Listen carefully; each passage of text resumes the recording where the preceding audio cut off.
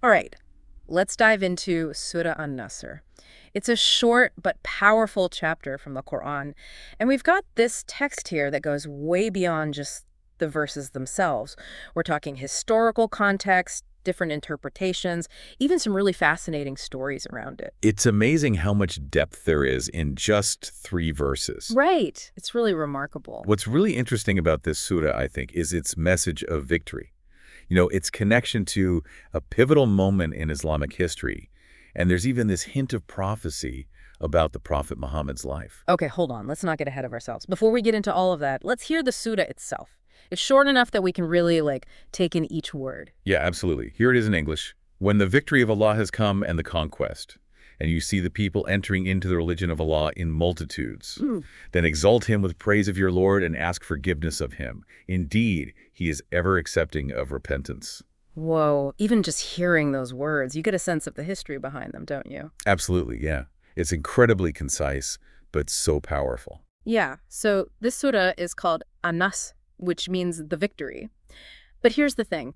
There's this debate about when it was actually revealed to the Prophet Muhammad. Right, right.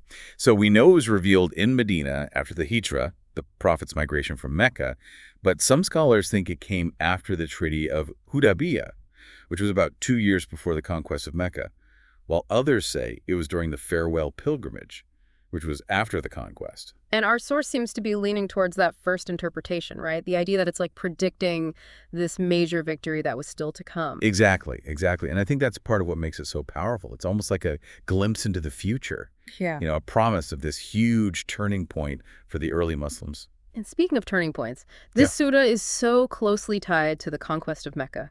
So can you explain, beyond just being a military victory, why was that event so important? Well, Mecca held such an important place for the Arabs. It wasn't just a city. It was the heart of their religious life, their culture.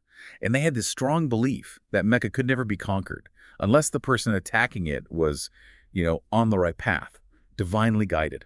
So when the Prophet Muhammad, leading the Muslim army, conquered Mecca. It was like a confirmation, right? Like proof of his prophethood. Exactly, exactly. It was this massive turning point. A lot of Arabs who were maybe unsure about Islam, they saw this victory as proof that the Prophet really was who he said he was. Yeah.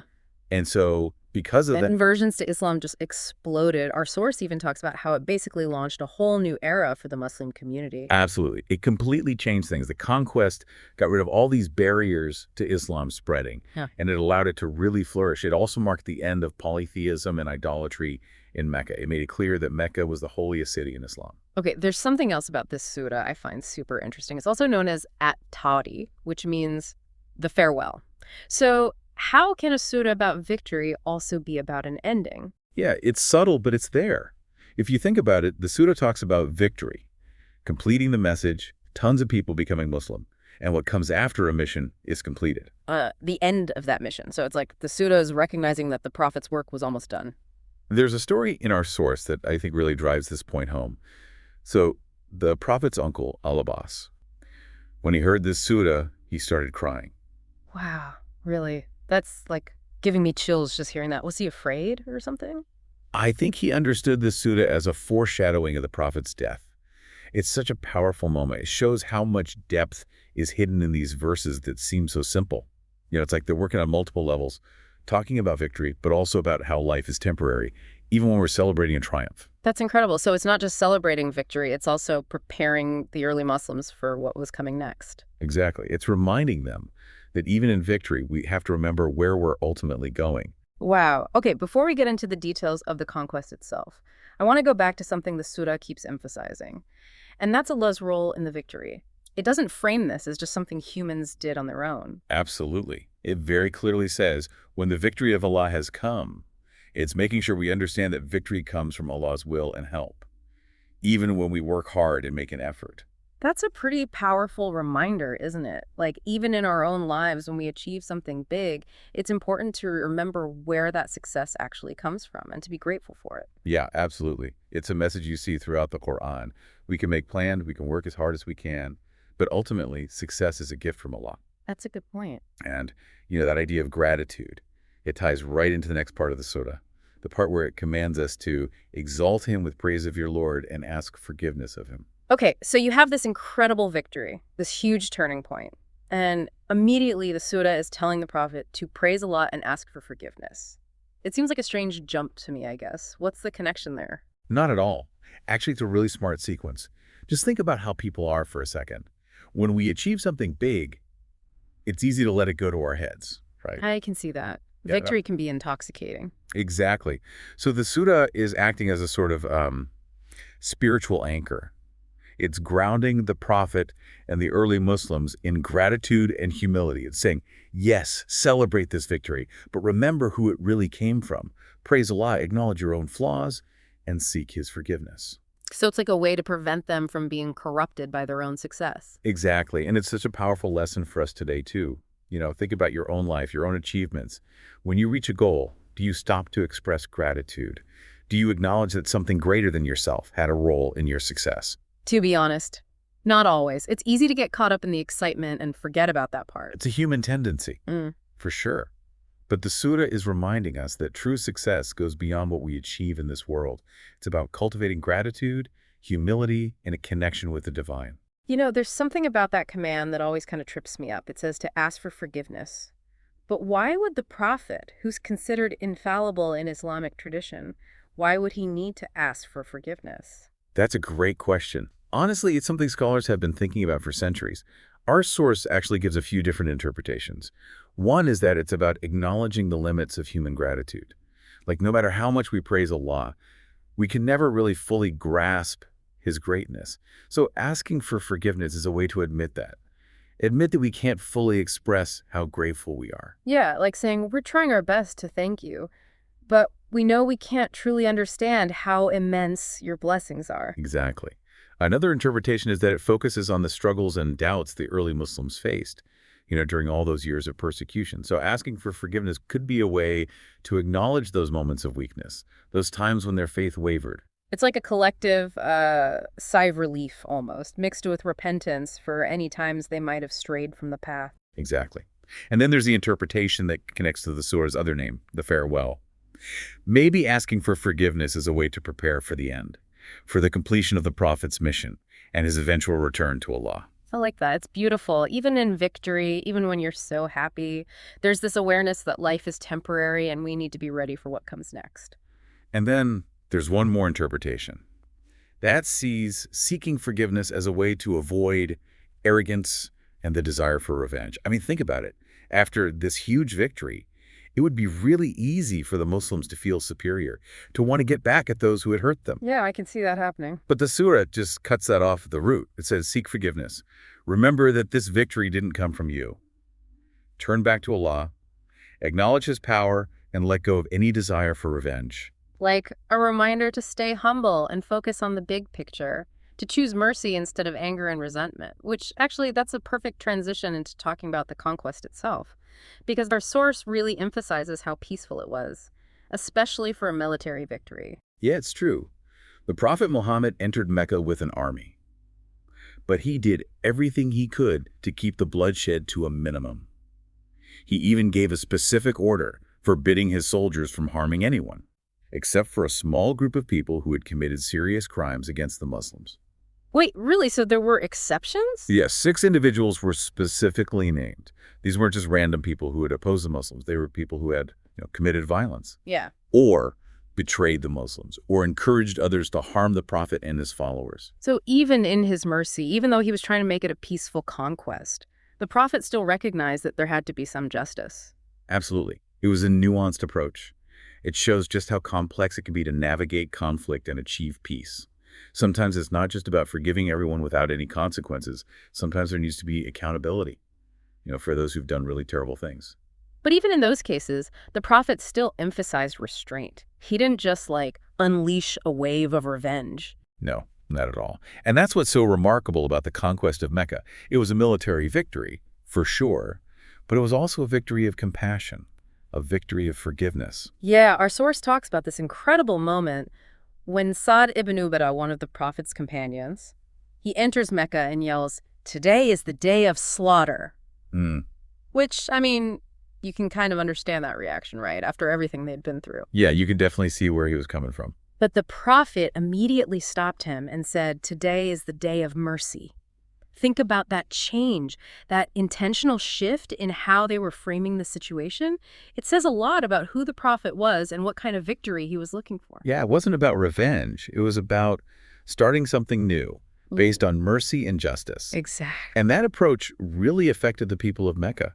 I mean, they had been fighting the Muslims for years, right? They'd Yeah. driven them from their homes, persecuted them, even gone to war against them. And yet, when the prophet entered Mecca victorious, he offered them a general amnesty. Who pardoned them for everything? Everyone. A complete pardon. It was an incredible act of forgiveness, and it completely disarmed the Meccans. I can only imagine how powerful that must have been. It's like he was saying, we're not here to punish you for the past. We're here to create a new future together. Exactly. And the effect was immediate. The people of Mecca, who'd been the prophet's fiercest enemies, they started embracing Islam in droves. They saw the prophet's mercy and compassion and recognized something divine in it. It confirmed the truth of what he was teaching. So the victory itself was a form of proof, a demonstration of how powerful forgiveness and mercy can be. It's a powerful message. And I think it really resonates in our world today, a world that's so often consumed by conflict and division. Okay, I'm curious about the actual logistics of the conquest. Our source mentions this guy, Hatib ibn Abi Balta'ah, who tried to warn the Quraysh about the Muslim army. What was that about? Atib is an interesting character. He had converted to Islam and migrated to Medina with a prophet, but he still had family in Mecca. And when he learned about the plan to conquer the city, he got worried about their safety. So he tried to secretly send a letter to the Quraysh to tip them off. Exactly. He wanted to give them a heads up, hoping it might protect his family. The prophet found out about the letter. Through revelation, the prophet sent Ali ibn Abi Talib to intercept the letter. Ali was his cousin and son-in-law. It's like something out of a spy movie. It shows you how strategic the prophet was. He was a spiritual leader, but also a skilled military strategist. Absolutely. He knew the secrecy was important, controlling the flow of information, especially in a situation like this. So Ali gets the letter, and they maintain the element of surprise. Then what? How did the prophet approach Mecca? The Muslim army approached at night, and they set up camp outside the city. They lit a lot of fires, maybe to cook food, maybe as a show of force. Imagine the Quraysh waking up and seeing all those fires in the distance. I bet they were terrified. What did they do? Abu Sufyan. He was one of the leaders of the Quraysh at the time, and a big opponent of the prophet. He went out with some men to investigate, and that's when they ran into the prophet's uncle, Al-Abbas. Wait, Al-Abbas was in Medina, wasn't he? I thought he had migrated with the prophet. He had, but he was also part of the Muslim army marching on Mecca. And this meeting with Abu Sufyan was really important. Abbas saw the fear in Abu Sufyan's eyes, and he basically said, look, your city is about to be conquered. You need to come with me and get protection from the prophet. Whoa, that's intense. What did Abu Sufyan do? He was hesitant at first, but Abbas convinced him that fighting back was pointless. They went back to the prophet, and after talking for a bit, Abu Sufyan decided to embrace Islam. Seriously, the guy who was leading the opposition to Islam just converts like that. It shows you the impact of the prophet's personality, his charisma, the power of that moment. Abu Sufyan realized that things had changed, and he made a practical decision to side with the winners. So Abu Sufyan converts, and then what? Does he go back to Mecca and tell everyone to surrender? He does. He goes back to the city and shouts in the mosque, "People of Quraysh, this is Muhammad, who has come to you with an army you cannot resist. Embrace Islam and you will be safe." That's pretty dramatic. I wonder how people reacted. Well, his own wife, Hind bin Utbah, who had also been a big opponent of the prophet, she actually tried to stop him, called him a foolish old man. But Abu Sufyan knew there was no other choice. He had seen the strength of the Muslim army. He knew that fighting back would just lead to bloodshed. So the stage is set. The prophet and the Muslim army enter Mecca. What was that like? Our source describes it as this incredible moment of humility and gratitude. The prophet, who'd been forced out of Mecca years earlier, was now coming back victorious, leading a powerful army. He even prostrated in thanks to Allah right there on the saddle of his camel. Wow. What powerful imagery. I bet it was such an emotional moment for him. Absolutely. And for everyone who had suffered alongside him, during all those years of persecution and exile, they'd been through so much. And now they were seeing Allah's promise fulfilled. And then, of course, there's that moment when the prophet destroys the idols inside the Kaaba. Yeah, that was really significant. The Kaaba, which had been the center of polytheistic worship for centuries, was now cleansed of those idols and dedicated to the worship of the one God. It was a powerful symbol of the transformation that was happening in Mecca. So the conquest was over, the idols were gone, and the people of Mecca had embraced Islam. What happened next? The prophet gave a speech to the people. It's amazing how he turned what could have been a moment of vengeance into a moment of healing. It really shows the transformative power of forgiveness and the importance of choosing mercy over retribution. It's also interesting that our source talks about how carefully planned the conquest was. The prophet didn't just march on Mecca blindly trusting in faith. He strategized, gathered information, controlled how information was spreading. Exactly. And that careful planning is actually reflected in the surah itself. It's not just about blind faith. It's about understanding that Allah's help often comes through our own efforts and preparations. So we have this incredible victory, this turning point in history, and it all comes back to this one short but powerful surah. It makes you think, doesn't it? Yeah. Even the smallest things can have a huge impact. These 3 verses foretold this massive event. They guided the prophet's actions, and ultimately they shaped the course of history. It makes you wonder what seemingly small things in our own lives could lead to similar transformations. That's a good question to think about. And honestly, I think that's one of the great things about studying the Quran. It doesn't just give us historical knowledge. It also challenges us to think about our own lives and where we fit in the grand scheme of things. It really is amazing how much we can learn from just a few verses. And it's not just about the historical events themselves. It's about the ideas they represent, the things they teach us about leadership, forgiveness, strategy, and ultimately the power of faith. I think a lot of people might hear this story and think, okay, that's interesting, but I'm not a prophet leading an army. What does this have to do with my life? What would you say to that? I'd say that these ideas apply to everyone. It doesn't matter if you're leading a company, a team, a family, or just trying to figure out your own life.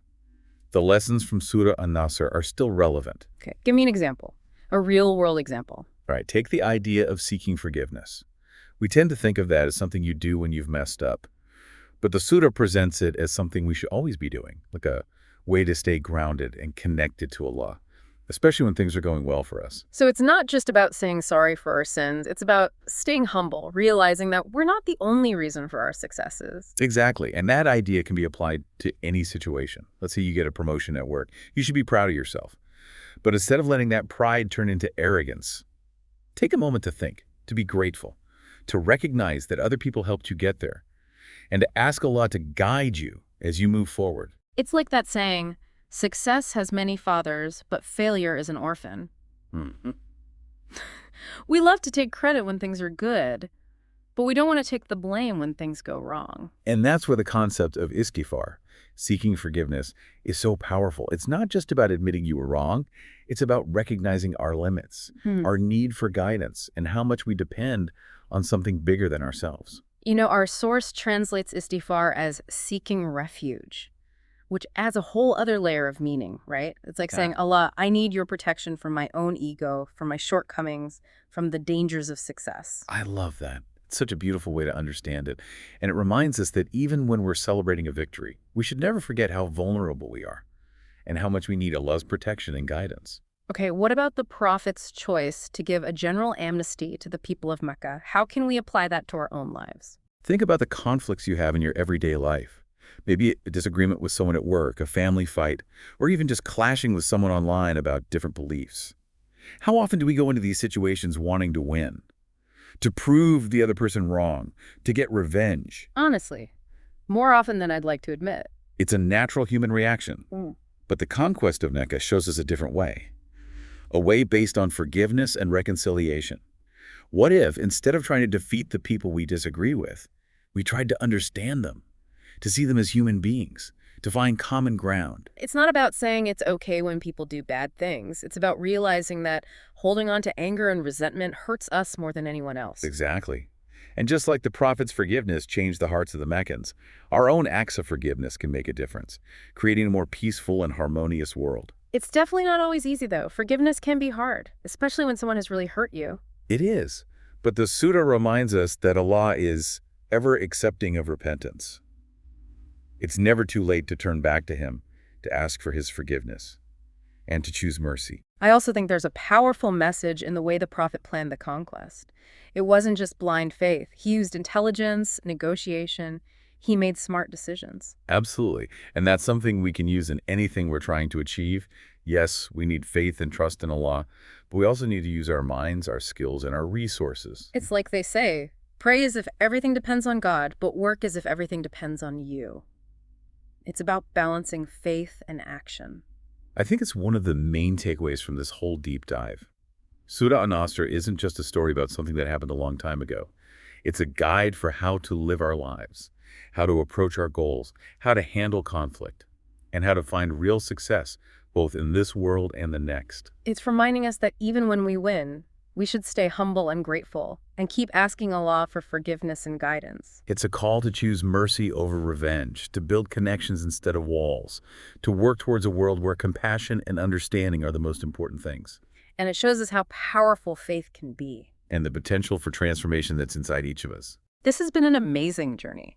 From the verses of the Surah to the streets of ancient Mecca, and back to our own lives here and now. We hope you've learned something valuable today, and that you're feeling inspired to apply the lessons of Surah An-Nasr to your own life. Thank you for joining us for this deep dive. May Allah give us all the wisdom and strength to live with gratitude, compassion, and purpose.